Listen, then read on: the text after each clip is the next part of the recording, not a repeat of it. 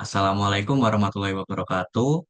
Kami dari kelompok 16 dari mata kuliah Pengantar Sistem Informasi I1 akan mempresentasikan mengenai studi kasus kami kali ini yaitu dengan judul 500 juta pengguna Yahoo terkena pelanggaran data. Sebelumnya, biarkan kami memperkenalkan diri terlebih dahulu. Yang pertama, ada saya yaitu Fauzan Eka Sendria dengan NIM 187241050 dan rekan saya. Saya Valentino Kevin Person dengan NIM 18724141.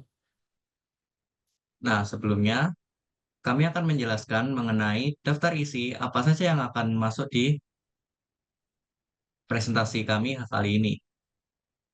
Yang pertama adalah latar belakang, kemudian diikuti oleh kronologi kejadian, analisa kasus, pelajaran yang dapat diambil, dan yang terakhir rekomendasi perbaikan dari kami. Nah, dimulai dari latar belakang, Yahoo adalah salah satu perusahaan internet terbesar pada masanya, menyediakan berbagai layanan seperti email, mesin pencarian, berita, dan masih banyak lagi. Nah, pada tahun 2013, Yahoo menjadi korban dari salah satu kebocoran data terbesar dalam sejarah yang mempengaruhi setidaknya 500 juta akun pengguna. Insiden ini mengekspos informasi sensitif termasuk nama, alamat email, tanggal lahir, dan nomor telepon. Kebocoran data ini terjadi pada saat Yahoo sedang berjuang mempertahankan posisinya di pasar yang terus berkembang, terutama menghadapi pesaing besar seperti Google dan Facebook. Situasi ini semakin memperburuk reputasi perusahaan dan mempengaruhi rencana bisnis mereka, termasuk akuisisi oleh Verizon yang terjadi tidak lama setelah kebocoran terungkap.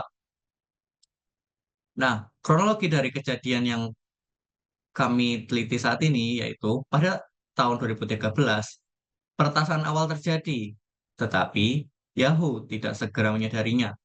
Saat itu, sistem Yahoo diretas oleh entitas yang diyakini disponsori oleh suatu negara. Kemudian pada September 2016, Yahoo pertama kali mengungkapkan bahwa sekitar 500 juta akun pengguna telah diretas.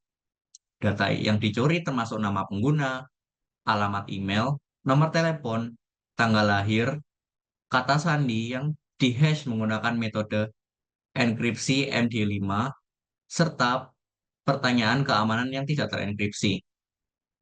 Kemudian, pada Desember 2016, Yahoo mengungkap kebocoran data tambahan yang mempengaruhi lebih dari 1 miliar akun, yang kemudian direvisi menjadi 3 miliar akun pada 2017.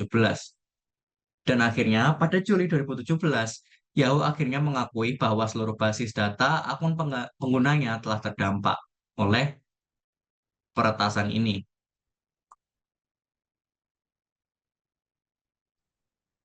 Selanjutnya, saya akan menjelaskan dampak yang terjadi pada Yahoo setelah kebocoran data tersebut. Jadi yang pertama ada kerusakan reputasi. Jadi kebocoran data ini sangat merusak reputasi Yahoo sebagai salah satu raksasa teknologi. Ketidakmampuan perusahaan untuk melindungi data penggunanya menjadi sorotan negatif di tengah era meningkatnya kesadaran akan pentingnya keamanan data privasi. Yang kedua, ada pengaruh pada proses akuisisi oleh Verizon. Yahoo yang pada saat itu sedang dalam proses diakuisisi oleh Verizon Communication. Awalnya kesepakatan tersebut bernilai 4,8 miliar, miliar US dollar. Namun setelah skandal kebocoran data tersebut, Verizon menegosiasikan ulang dan mengurangi harga akuisisi menjadi 4,48 miliar US dollar. Selanjutnya, yang ketiga, ada gugatan hukum. Jadi, setelah kebocoran ini terungkap, Yahoo menghadapi berbagai tuntutan hukum dari pengguna yang terdampak. Dan pada 2018, Yahoo setuju untuk membayar denda sebesar 85 juta US dollar untuk menyelesaikan gugatan class action tersebut. Nah, selanjutnya ada analisa kasus dari kelemahan dalam keamanan Yahoo.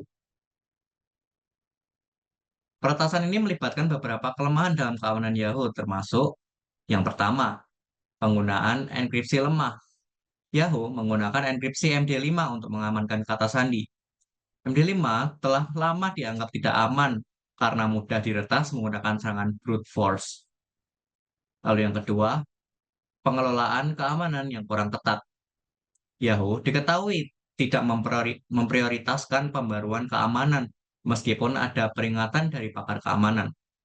Yahoo tampaknya mengabaikan penguatan sistem keamanan mereka sampai terlambat dan terjadi kejadian seperti yang telah terjadi saat ini. Lalu yang terakhir, respons yang lambat. Yahoo tidak segera menginformasikan pengguna terkait peretasan ini, bahkan butuh waktu bertahun-tahun untuk mengakui skala penuh kebocoran yang terjadi.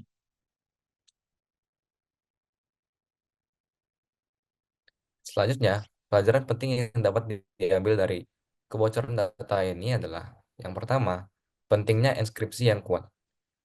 Metode enkripsi yang usang seperti MD5 harus segera ditinggalkan dan digantikan oleh algoritma yang lebih aman seperti Bcrypt atau SHA-256. Yang kedua, ada deteksi dan respon incidents. Jadi, perusahaan harus memiliki sistem deteksi yang kuat untuk mengidentifikasi pelanggaran keamanan lebih awal dan menindaklanjuti dengan cepat untuk mengurangi dampak yang berkelanjutan. Yang ketiga, ada transparansi dalam komunikasi. Jadi, perusahaan harus segera memberitahu pengguna ketika kebocoran data terjadi.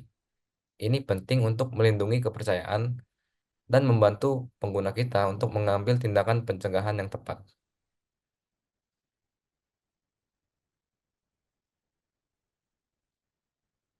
Selanjutnya, rekomendasi perbaikan menurut pendapat dari kami.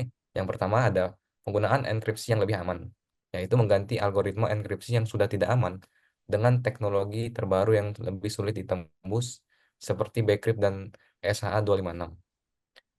Yang kedua, ada memperkuat sistem keamanan.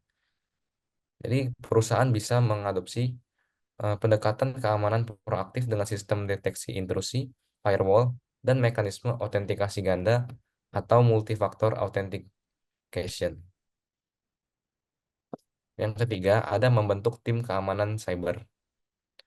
Memiliki tim keamanan cyber yang bertugas secara rutin, mengaudit sistem, menambal kerentanan, dan melakukan simulasi pelanggaran keamanan untuk menguji kesiapan dari perusahaan tersebut. Sehingga data tersebut tidak akan lagi mudah untuk dihack oleh peretas.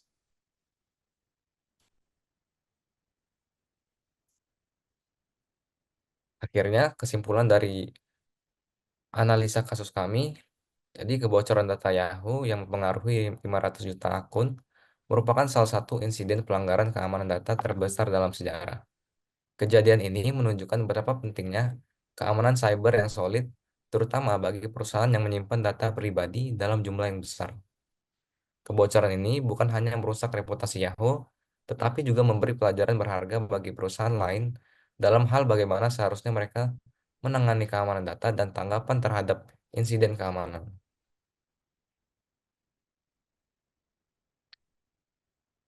Selanjutnya, ini adalah daftar pusaka yang kami gunakan untuk membuat analisa kasus ini. Sekian presentasi dari kami. Terima kasih atas perhatiannya. Mohon maaf bila ada salah kata.